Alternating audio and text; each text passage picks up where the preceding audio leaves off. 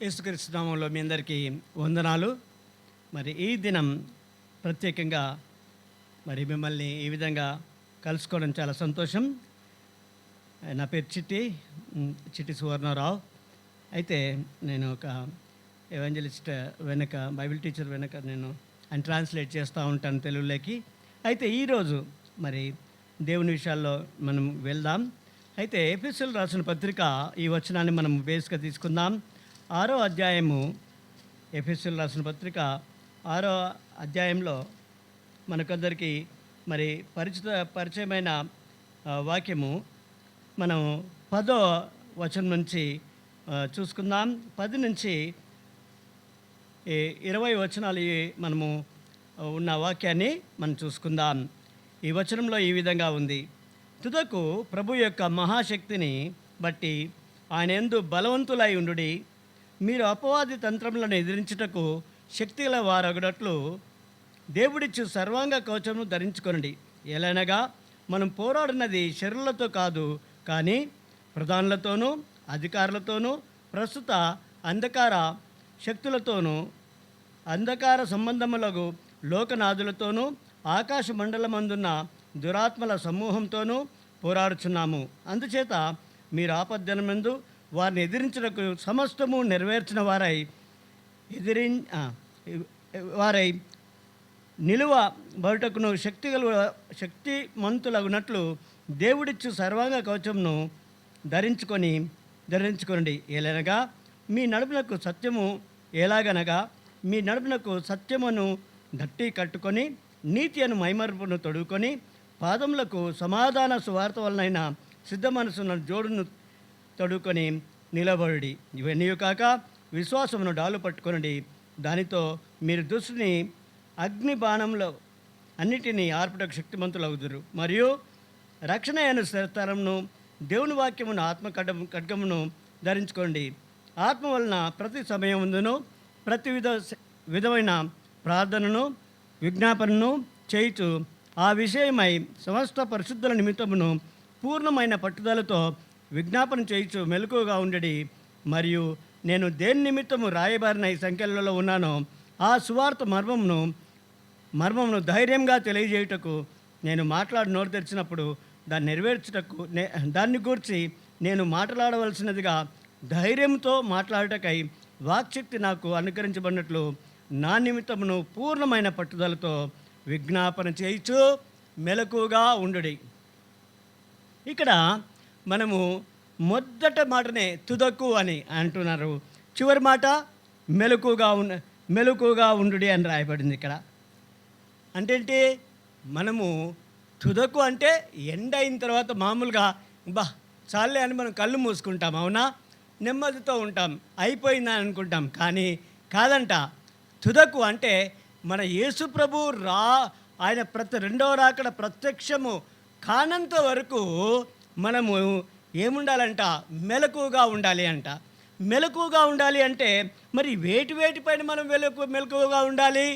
మొట్టమొదట ప్రభు యొక్క ఏమంటున్నాడు? ప్రభు యొక్క మహాశక్తిని బట్టి బలవంతులై ఉండుడి అంటున్నారు.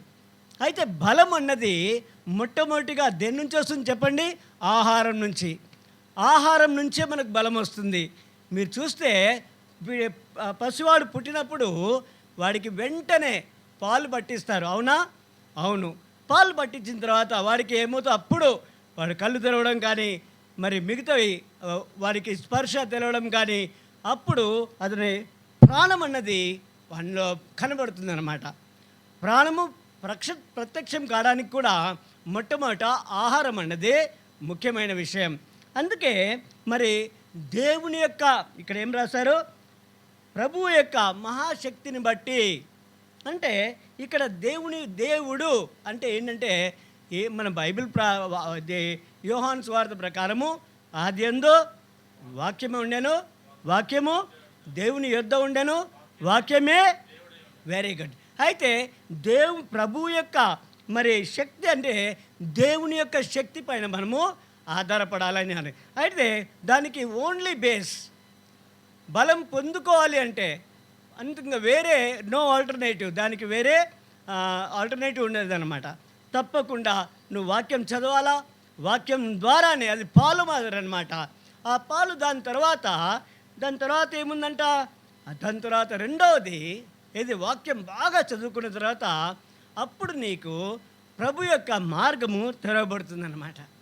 అప్పుడే నీకు మార్గము తెరవబడుతుంది.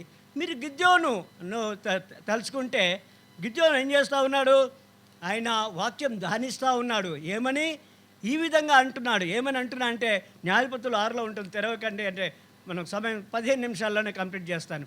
అయితే న్యాయపతుల్లో ఏం చేస్తున్నా అంటే భయంతో వణుకుతూ ఉంటున్నాడు. బలం లేదు, కానీ వాక్యం మాత్రం ఉంది. ఏం వాక్యము? మా పితరులు చెప్పినారు, మోషే అన్నవాడు నాయకుడు, మహానాయకుడు, ఇశ్రాయేలుని అందరినీ ఐగుప్తు నుంచి విడిపించి ఎర్ర సముద్రం దాటించినాడు, ఎన్నో మహత్కార్యాలు చేసినాడు, అరణ్యంలో మన్నాతో వారిని పోషించినాడు, వారి యొక్క బట్టలు కూడా నలిగిపోలేదు, చెప్పులు అరిగిపోలేదు అని ఎన్నో అద్భుతాలు మీరు విన్నాం. కానీ ఇదేంటి, మేము మా సొంత కష్టాలను మేము తినలేకపోతున్నామే ఏంటి అని ఆయన హృదయంలో ఒకలాంటి వేదన, ప్రయాసం కనిపిస్తూ ఉంది. అయితే వినండి జాగ్రత్తగా, మీ హృదయంలో ఒకవేళ దేవుని విషయం ప్రయాసము కనబడకుంటే, భారము మీకు కనబడకుంటే, నీ ప్రజల దుఃఖము నీ దుఃఖము మరి ప్రభువు వైపు తిరిగి మొర్రపెట్టుకోకుంటే నిన్ను ప్రభువు చూడడం కష్టం. ఎందుకంటే మోషే కూడా ఎన్నుకోబడ్డానికి ఒకే ఒక కారణం ఏంటంటే, మోషే తన యొక్క ప్రజల యొక్క బాధలను వెళ్ళను అని రాయబడింది. అందుకని ఆయన తోలుకొని అరణ్యంలో తోలుకొని ఆయన పొద దగ్గర దేవుడు మోషేతో మాట్లాడినాడు. అంటే అర్థం ఏంటంటే, మనము దేవుని యొక్క శక్తి మనలో మరి ప్రత్యక్షపరచబడాలి అంటే ముందు బలం పొందుకోవాలి. ఎట్లా బలం పొందుకుంటాం? దేవుని యొక్క వాక్యము చదువుతూ దేవుని యొక్క వాక్యంలో నిలిచిన వారమై ఉంటే తప్పకుండా దేవుడు మిమ్మల్ని దర్శిస్తాడు. దేవుడు ఏమంటున్నాడు గిద్యోనుతో, పరాక్రమం గల మహాబలాఢ్యుడా అని అంటున్నాడు. అప్పుడు ఆయన ఒక దర్శనమిచ్చి ఆయన్ను ఆ విధంగా వాడుకున్నాడు. అయితే మొట్టమొదటి అంటే ఎవరైనా సరే మరి ప్రభు వలన అంటే చివరికి ప్రభులో వచ్చిన తర్వాత అతను చివరికి చేయవలసిన పని ఏంటి? తనను బలపరుచుకోవాలా. మీకు ఒక విషయం చెప్తాను, ఇది మామూలు సెక్యులర్ టెక్స్ట్ బుక్ కాదు. ఇట్లా మన వేమన పద్యాలను చదువుకుంటాం, అర్థం చెప్పండి చెప్తాం, అయిపోయింది, అది దట్స్ ఆల్. ఆ అర్థం ఒక పద్యానికి అర్థం ఉంటుంది, దానికి ఇంకా దాని తర్వాత ఏముండదు, వివరణ అంతవరకే ఉంటుంది. కానీ దేవుని యొక్క వాక్యము ఒక్కొక్కరు చెప్పేటప్పుడు తప్పకుండా మన యొక్క దేవుని యొక్క ఆత్మ వలన దాని మర్మము బయలుపరచబడుతుంది. అందుకే మనము వేరే బోధకులను దేవుడిచ్చాడు. ఒకే నాయకుడిని పెట్టేసి వదిలేలా, ప్రతిసారి ఒక్కొక్క సేవకుని లేపుకున్నాడు. హెబ్రోన్ ద్వారా మన యొక్క భక్త సింగ్ గారిని లేపుకున్నారు, ఓకే, మన దినకరన్ గారిని లేపుకున్నారు, ఏసన్న గారిని. మీరు చూస్తే ప్రతి వారి వాక్యంలో ఏదో అదే బైబిల్ వాడతారు. మళ్ళీ అదే 11:30 అని 11:18 వచనాలు ఉంటాయి. అదే వచనాల్లో ఏదో వచనం అధ్యాయం తీసుకొని వాళ్ళు చెప్తారు. కానీ తప్పకుండా దాంట్లో ఏదో ఒకటి మన మనసుకు తగిలి మనల్ని బలపరుస్తుంది. కాబట్టి రెండవ విషయం మనం ఏం చేయాలి అంటే, మనకు దేవుడు కూడా చూడండి అన్యాయస్తులు కాదు. మనల్ని గమ్మున అట్లా వదిలేసి పోరా నువ్వేరా నా ఇంటికి అన్నాడు. దేవుడు ఒక మోడల్ని ఇస్తాడు, మనకు ఒక మోడల్ని మాదిరి ఇస్తాడు. ఆ మాదిరి ప్రకారం వెళ్ళమంటాడు. మోషేకు కూడా ఆయన టబర్నకల్ మందసాన్ని సాక్ష్యపు గుడారం కట్టడానికి నువ్వు ఏమైతే చూసినావో దాని ప్రకారం అంటాడు. అంటే ముందు చూపించుతాడు ఒక మనుషులను. మనం ఇప్పుడు ఎంతమంది సేవకులు ఉన్నారో ఆ సేవకులను మనము గమనించుకోవాలా, చూసుకోవాలా, ఆ దారి వెంబడే వెళ్ళాలా. దేవుడు నీకు ఎవరినో ఒకరిని తప్పకుండా చూపిస్తాడు, ఎవరినో ఒకరి మార్గం చూపిస్తాడు. ఆ మార్గంలో నువ్వు వెళ్తే తప్పకుండా నీవేం చేస్తావు? బలం పొందుకుంటావు, శక్తిని పొందుకుంటావు. ఆయన అప్పుడేంటి, రెండోదేంటి, ఆ మార్గంలో నీకు మరి చూడండి అక్కడ అప్పుడు నీ మార్గంలో అపవాది తంత్రాలు ఏమన్నా ఉంటే దాన్ని నువ్వు గుర్తించగలుగుతావు. మార్గం లోపల అపవాది తంత్రాలు ఏమన్నా ఉంటే వాటిని గుర్తిస్తావు. Will be sensitive, will have sensitivity towards that. దాని తర్వాత దాన్ని ఎదిరిస్తావు కూడా. ఎదిరించడానికి కూడా ఎందుకు నువ్వు రెడీగా ముందే ఒక ఆర్మీలో నువ్వు చేరిన తర్వాత తర్పియది ఉంటుంది కదా, అంటే ట్రైనింగ్ విల్ బి దేర్. ఆ ట్రైనింగ్ మాత్రం అనమాట. నువ్వు ముందు ట్రైన్ అయితే అప్పుడు మాత్రమే నీకు దేవుడు ఆ యొక్క ఒక మనుషులను చూపిస్తాడు. ఆ మనుషుల్లో నువ్వు వెంబడిస్తే నమ్మకంగా. ఇప్పుడు చూడండి విచిత్రంగా, మోషే పర్వతంపైకి వెళ్ళినప్పుడు అక్కడేమైంది తెలుసా? ఒక్క వ్యక్తి ఎవ్వరూ ఆయనకు చెప్పలేదు, మోషే కూడా చెప్పలేదు. ఏమని? యెహోషువ, జాషువా పైకి రా, నాతో ఉండు, నేను ఒక్కనే పోలేను అట్లా అనలే. యెహోషువానే వెళ్ళినాడు. జాగ్రత్త వినండి. అహరోను పోలేదు, అహరోను కిందనే ఉన్నాడు. కాలేబ్ పోలేదు. అక్కడ 6 లక్షల జనాంగం అక్కడే ఉన్నారు, కానీ ఎవరు కూడా తెగించలేదు. ఆ తెగింపు అన్నది అంటే ఒక మోడల్ను చూసి ఇన్స్పైర్ అయినాడు, ప్రేరేపించబడినాడు, పురుకొల్పబడ్డాడు. అట్లా పురుకొల్పు నీ దిక్కు ఉండాలి. దేవుడు నీకు చూపిస్తాడు తప్పకుండా ఒక వ్యక్తిని. నిన్ను బలవంతం చేయడు, కానీ ఒక చూపిస్తారనమాట. చూసి నువ్వే ఆ ఇష్టం కలిగి ఉండాలి. ఎందుకు? ఆశకుని ప్రాణాన్ని తృప్తిపరుస్తానని దేవుడు చెప్పినాడు. అయితే యెహోషువ మరి ఏం చేస్తాడంటే చూస్తూ ఉన్నాడు మోషేని. అనుకుంటాను పుట్టినప్పటి నుంచే చూస్తూ ఉన్నాడేమో. చూస్తూ ఉన్నాడు కాబట్టి నేను కూడా అట్లా కావాలని ఆయన హృదయంలో ప్రేరేపణ కలిగింది. మనం కూడా సేవకులను చూసినప్పుడు మనకు ఒక ఆ యొక్క దేవుని సంబంధమైన, ఎందుకు నువ్వు వాక్యం చదివితేనే, జాగ్రత్త వినండి, నువ్వు వాక్యం చదివితేనే వాక్యం సంబంధమైన ఇష్టాలు ఆశలు నీకు పుడతాయి. నువ్వు ఏదైనా సినిమాలు చూస్తూ ఉంటే, మా ఒక స్టూడెంట్ ఉండేవాడు నా దగ్గర, ఆయన టీచర్. అయితే వాడికి ఎప్పుడు ఆ సినిమా, ఆ హెయిర్ స్టైల్ వాడు వాడతాడు, ఆ షర్ట్. నన్ను ఇట్స్ ట్రూ, నిజం ఇది. వాళ్ళ డాడీ ఎంఆర్ఓ. అయితే ఆ విధంగా నీవు జాగ్రత్త వింటున్నారా? మీరు బైబిల్ కన్నా చదువుతూ ఉంటే బైబిల్లో క్యారెక్టర్ మాదిరి మారాలని నీ హృదయం ప్రేరేపించబడుతుంది. అయితే ఎందుకు దేవుడు అడవిలో తీసుకుపోయినా అంటే, వీళ్ళు వేరేటి గుర్రాలు కానీ రథాలు కానీ చూడొద్దు అని. మీ మనసంతా కూడా దేనిపైన ఉండాలని అనుకున్నాడు? తప్పకుండా దేవునిపైనే ఉండాలి. ఏది కనబడకుండా, మన మామూలుగా పిల్లలు హోంవర్క్ రాయకుండా ఉండాలని సినిమా హాల్ లోపల అన్ని లైట్స్ బంద్ చేస్తారు. వాళ్ళు అదే సినిమానే చూడాలి, హోంవర్క్ రాసుకోవద్దని. కొందరు డుమ్మగొట్టి సినిమాకి వెళ్తుంటారు కదా, వాళ్ళ కొరకు అనమాట అది. అందుకనే నీ యొక్క మనసు స్థిరంగా ఉండాలని దేవుడు ఏం చేసినాడు? మోషేను ఆ విధంగా పెట్టి. కానీ ఆ స్థలంలో కూడా ఇంకా పేతురు, నువ్వు వీళ్ళందరికంటే ఎక్కువగా ప్రేమిస్తున్నావా అంటున్నాడు. అదేవిధంగా యెహోషువకు కూడా ఆ ఇశ్రాయేలు జనాంగం అందరికంటే కూడా ఎక్కువ ప్రేమ ఉన్నదన్నమాట దేవుడు అంటే. అందుకనే ఏం చేసినాడు? 40 దినాలు మోషే ఆ పైనుంటే అక్కడ ఉన్నాయంట, వేచి ఉన్నాయంట తన నాయకుని కోసం. ఆయన కూడా 40 days తినలేదేమో. మీకు అర్థమవుతుంది అనుకో, బైబిల్లో అదే విధంగా ఉంది. ఆయన కిందికి వచ్చినప్పుడు ఎవరితో మాట్లాడినాడు?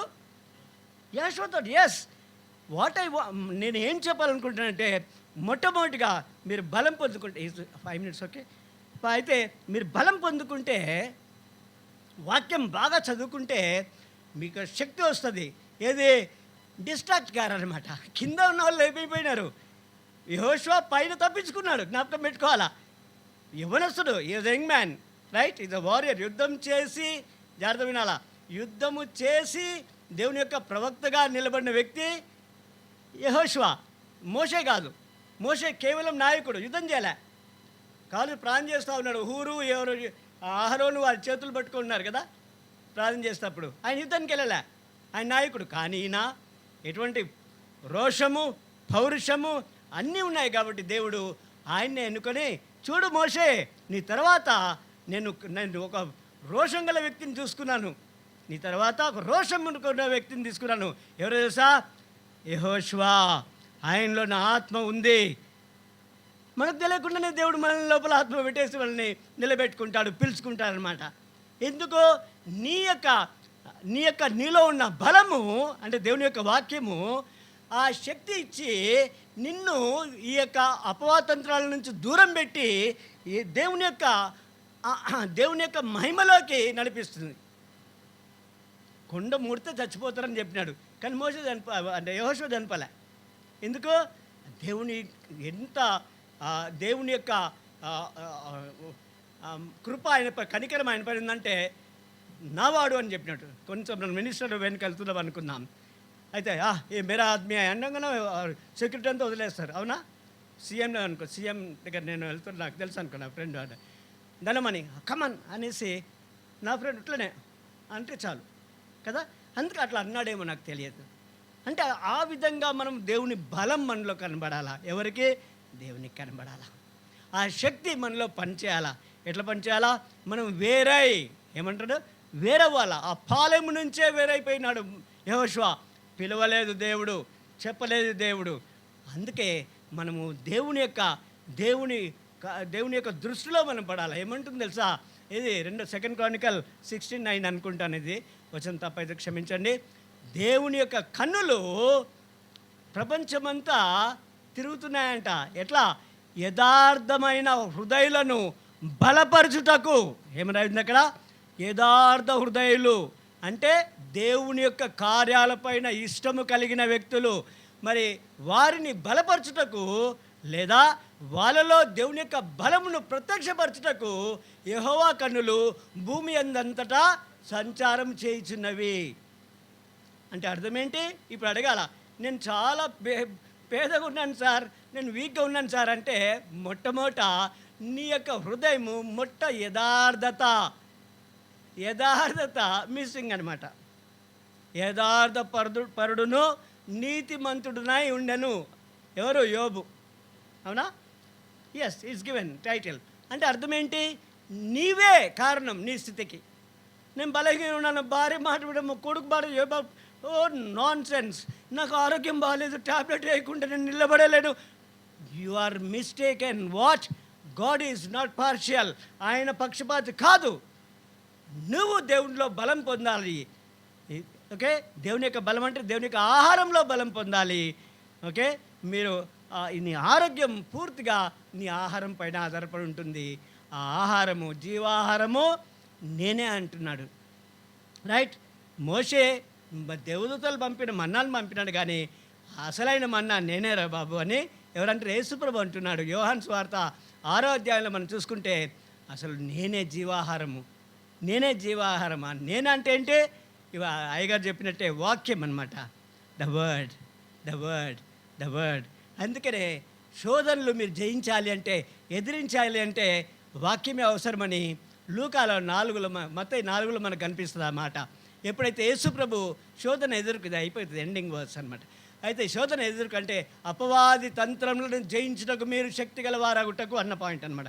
మీరు చాలా పెద్దగా ఉంది, ఏదో I'm sorry, I must be late. అయితే అర్థమైందంటే అపవాది తంత్రములను మీరు జయించుటకు శక్తిమంతులగునట్లు అని అన్నాడు కదా. ఎట్లా అంటే దేవుని యొక్క వాక్యంలో మనం బలపడితే, అయితే ఏమన్నా ఫస్ట్ మాట అంటే, నువ్వు ఈ రాళ్ళను రొట్టెలుగా వేసుకొని యేసుప్రభుని అంటే ఎట్లా జయించినారు? మానవుడు రొట్టె వలన కాదు కానీ దేవుడి నోటి నుంచి మాట వలన అని చెప్పినాడు. అందుకనే ఆయన జ్ఞానమందు, వయసునందు, దేవుని దయందును, మనుషుల దయందును వర్ధిల్చిన. లూకా 2:51 అనుకుంటుంది. Is it 152 or 252? It is there. అయితే మనం కూడా యేసుప్రభు మాదిరిగా ఉంచినాడు ఒకటి. ఇప్పుడు యేసుప్రభు లేరు. రెండవది ఏంటి? పరిశుద్ధాత్మ వల్ల దేవుడు కొంత మనుషులను చూపిస్తాడు. ఇక్కడ జరుగుతున్న విషయాలు మనం గమనిస్తూ ఉండాలా. మన దగ్గర టిఎల్ ఆస్బన్ గారు నిజాం కాలేజ్కి వచ్చారు, చూసారా మీరు? నేను చూశాను. రైట్, 1990లో సైకిల్ వేసుకున్నారు, పడేసి సైకిల్ మెట్ల కూర్చొని చూశాను. టిఎల్ ఆస్బన్ గారు వచ్చారు. బిల్లీగ్రామ్ వచ్చినప్పుడు మా ఫ్రెండ్ చూసినారు. ఎవరు? క్రిస్టఫర్. అంటే మనుషులు వచ్చినప్పుడు తప్పించుకోవద్దు, మనం చూడాలా. అందరు ఏదో హోటల్లో మరి ఏం చేస్తూ ఉన్నారో కానీ నేను ఆ టిఎల్ ఆస్బన్ గారిని చూస్తూ ఉన్నాను. భక్త సింగ్ గారు ఆయన మెసేజ్ ఇస్తే ట్రాన్స్లేట్ చేస్తూ ఉంటే ఆయన ముందు నేను కూర్చొని ఉన్నాను ఇక్కడ హెబ్రోన్ లోపల.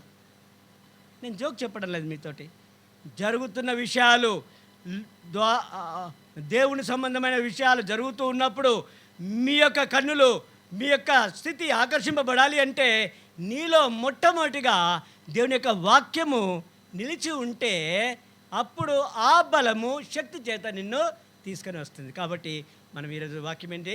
మనమందరం కూడా దేవుని యొక్క వాక్యంలో బలపడితే దేవుని యందు బలం పొంది ఆయన కార్యాలు మనము చూడగలం. అటువంటి కృప దేవుడు మనకు అనుగ్రహించిన గాక. ఆమెన్.